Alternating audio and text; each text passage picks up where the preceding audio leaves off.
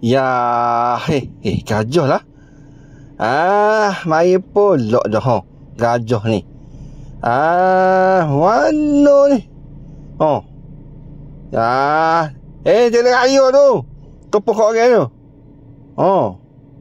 Aduh, ada penjaga pengawal dia. Dia. Tepi. Tepi tu. Gajah ni tak dengar. Dah.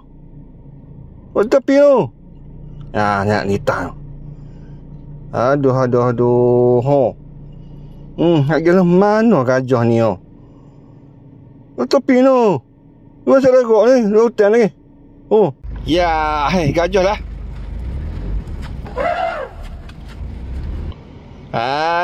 Buatnya ia berlari. Tubik habuk-habuk dia tubuh dia tu. Cepat ke? Gila hutan tu. Lelah hambat dia ni. Cepat. Gih. Ya, hutan tu. Gih. Ya, gajah lah. Duk ambil air lah. Jenis molek sungai ni deh. Sedap kali kita mandi sini ni. Kat dalam mana ni? Cetik. Gajah ni boleh main gini. Dah tu. Tu air duk basuh. Ya, gajah lah. Buat gapo tu? Gelak-gelak situ kita main lah.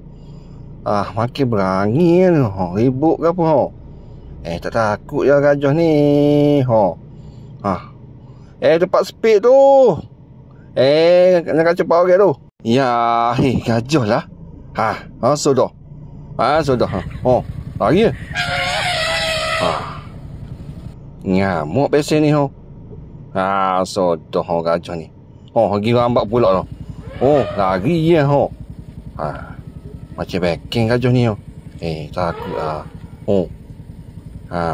Duk tunggu situ. Ya, gajah lah.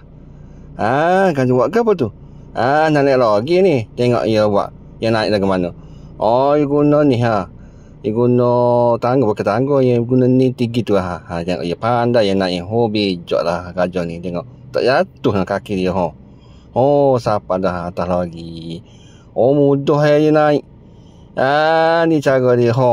Mudah cara buat naik gajah dah atas lagi ni. Buat lah dengan tali-tali. Ya, gajah lah. Sedapnya gajah ni mandi. Sedap nyelai lagi. Sedap dia mandi. Nak nyelai. Aku ben dari kolek ke tasik ni.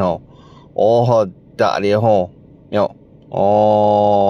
naik lah. Nak naik lah. Mana sejuk tu ke? Main naik. Dah lah. Lama dah muani ni. Main. Naik. Dah. Awak gapo lah situ? Main lah.